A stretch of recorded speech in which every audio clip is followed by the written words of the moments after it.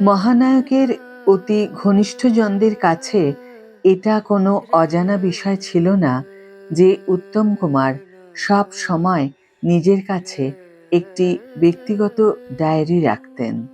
শুটিংয়ের সময়সূচি, ছবির নাম, সম্ভাব্য মুক্তির তারিখ থেকে শুরু করে পেশাগত জীবনের খুঁটিনাটি সবই তিনি স্বহস্তে নথিভুক্ত করে রাখতেন সেই পাতায়।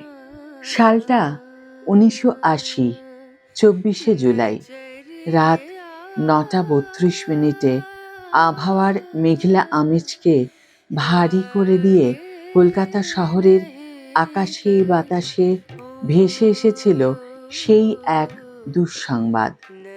প্রয়াত মহানায়ক উত্তম কুমার। রাজপথে লাখো অনুরাগীর অঝোর অশ্রুধারা আর স্তব্ধ হয়ে যাওয়া টলিউড তখনও মেনে নিতে পারেনি যে বাঙালি জাতির স্বপ্নের নায়ক এভাবে হুট করে বিদায় নেবে। কিন্তু সাধারণ মানুষের কাছে যা ছিল এক আকস্মিক বজ্রপাত। মহানায়ক নিজে কি তবে বহু আগেই তার আঁচ পেয়েছিলেন? তার মহাপ্রস্থানের 4.5 দশক পেরিয়েও এই এক প্রশ্ন তাড়া করে বেড়ায় তার ঘনিষ্ঠ ও গবেষকদের, যার বীজ লুকিয়ে রয়েছে উত্তমের একটি বিশেষ ব্যক্তিগত ডায়েরির পাতায়। Hi everyone, welcome back to my channel Anjina Anjinia. বন্ধুরা, তোমাদের সকলকে আমার এই ছোট্ট ইউটিউব চ্যানেলে স্বাগত জানাই। তিনি স্বহস্তে নথিভুক্ত করে রাখতেন তার পেশাগত জীবনের খুঁটিনাটি সেই ডায়েরিতে, অথচ 1980 সালের সেই রহস্যময় ডায়েরিটি উল্টালে আজও গায়ে কাঁটা দেয়। ডায়েরির পাতায় জুলাই মাসের 23 তারিখ পর্যন্ত সমস্ত কাজের বিবরণ নিখুঁতভাবে লেখা ছিল। অদ্ভুতভাবে ঠিক তার পরের দিন অর্থাৎ 24শে জুলাইয়ের পাতাটি তিনি একেবারেই ফাঁকা রেখেছিলেন, যেন ওই দিনটিতে নিজের জন্য কোনো পরিকল্পনা রাখতেই চাননি তিনি। রহস্যের এখানেই শেষ নয়। 25শে জুলাইয়ের পাতায় স্পষ্ট হাতে লেখা ছিল বাঞ্ছারামের বাগান, কিন্তু অদ্ভুত এক খেয়ালে বা তীব্র কোনো টানে তিনি একটি মাত্র রেখা টেনে সেই লেখাটি কলম দিয়ে কেটে দেন। সবচেয়ে শিউরে ওঠার মতো সংকেত মিলছিল 26শে জুলাই এবং তার পরবর্তী কয়েকটির পাতায়। সেখানে কোনো সিনেমার নাম বা শুটিংয়ের হিসাব ছিল না। নিজের হাতে তিনি কয়েকটি পাতা জুড়ে লিখে রেখেছিলেন দুটি শব্দ, বিশ্রাম এবং চিরবিশ্রাম। হঠাৎ কেন কাজের প্রতি চরম উৎসর্গীকৃত একজন মানুষ নিজের ডায়েরির পাতায় আগাম এভাবে চিরবিশ্রামের কথা লিখে রাখবেন? তীব্র শারীরিক অসুস্থতা থেকে তৈরি হওয়া চরম ক্লান্তি, নাকি মৃত্যু ঘিরে কোনো অলৌকিক পূর্বাভাস? ঠিক কী মানসিক অবস্থার মধ্যে দিয়ে তিনি তা লিখেছিলেন? এই প্রশ্নের উত্তর আজও অধরা। মৃত্যুর এতগুলো বছর পর আজও মহানায়কের সেই ডায়েরির প্রতিটি পাতা এক অমীমাংসিত সংকেত বয়ে নিয়ে চলেছে, যা উত্তম কুমারকে ঘিরে থাকা চিরন্তন রহস্যকে আরও এক ধাপ গভীর করে তোলে। সেদিন হাসপাতালে ভর্তি করার পর বিশিষ্ট চিকিৎসক ডক্টর সুনীল সেনের তত্ত্বাবধানে তড়িঘড়ি শুরু হয় চিকিৎসা। কিন্তু লড়াইটা যে ছিল অত্যন্ত কঠিন। বেলভিউয়ের বিছানায় শুয়ে মৃত্যুর মুখোমুখি দাঁড়িয়েও ডক্টর সেনের হাত ধরে আকুল কণ্ঠে কেবল একটা কথাই বারবার বলে চলছিলেন উত্তম। সালটা 1980। 23শে জুলাইয়ের কলকাতা দেখেছিল একটানা অঝোর শ্রাবণ ধারা, কিন্তু শহরের অলিতে গলিতে তখনও কেউ টের পায়নি। বৃষ্টি ভেজা সেই রাতেই নিভে যেতে বসেছে বাংলা সিনেমার সবচেয়ে উজ্জ্বল নক্ষত্রটি। ওগো সুন্দরীর শুটিং সেটে কাজ চলাকালীন আচমকা হৃদরোগে আক্রান্ত হন মহানায়ক উত্তম কুমার। অদ্ভুত এক মানসিক জোর আর পেশাদারিত্বে ভর করে সেই অবস্থাতেই তিনি শট শেষ করেন।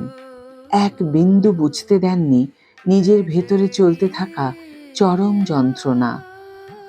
শুটিং ফ্লোর থেকে যখন তাকে দ্রুত বেলভিউ নার্সিংহোমে নিয়ে যাওয়া হচ্ছিল, গাড়িতে শুয়েই ক্রমাগত অস্পষ্ট স্বরে কিছু একটা বিড়বিড় করে বলছিলেন তিনি।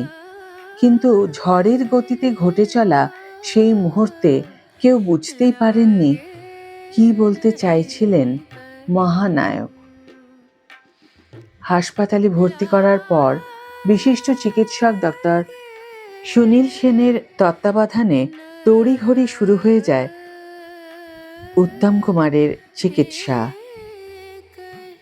বেলভিউয়ের বিছানায় শুয়ে মৃত্যুর মুখোমুখি দাঁড়িয়েও ডক্টর সেনের হাত ধরে আকুল কণ্ঠে কেবল একটি কথাই বারবার বলে চলছিলেন উত্তম কুমার, আমাকে বাঁচান ডাক্তার, অনেক কাজ বাকি, কিন্তু শেষ রক্ষা হয়নি।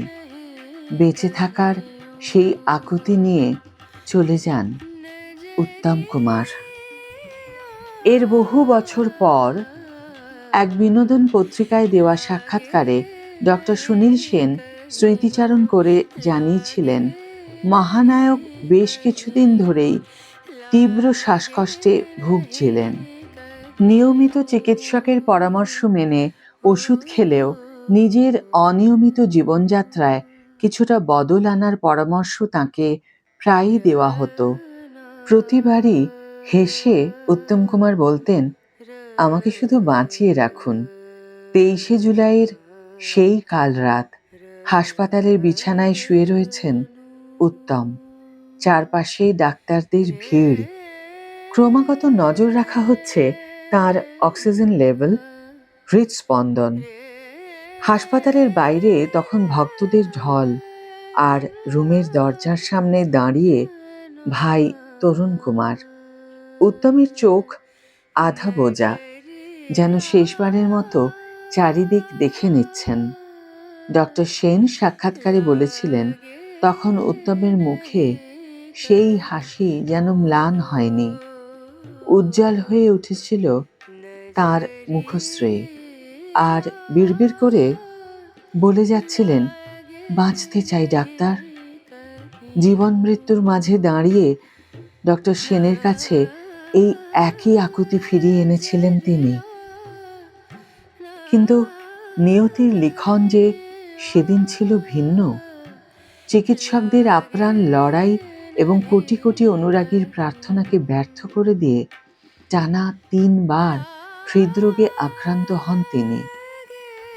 অবশেষে পরদিন, অর্থাৎ 1980 সালের 24শে জুলাই শেষ নিঃশ্বাস ত্যাগ করেন মহানায়ক।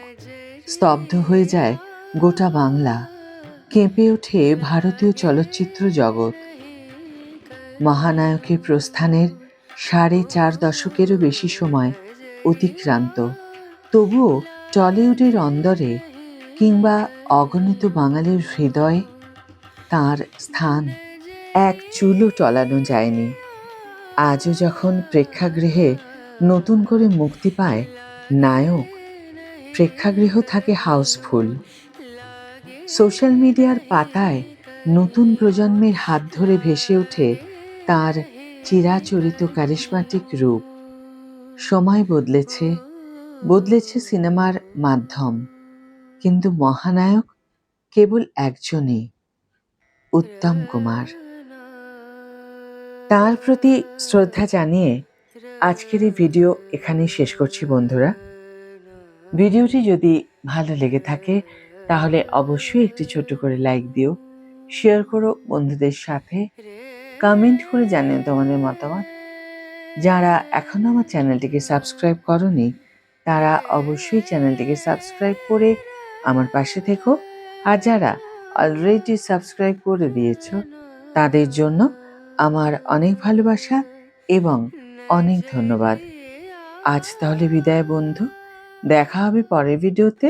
ভালো থেকো, সুস্থ থেকো, সঙ্গে থেকো।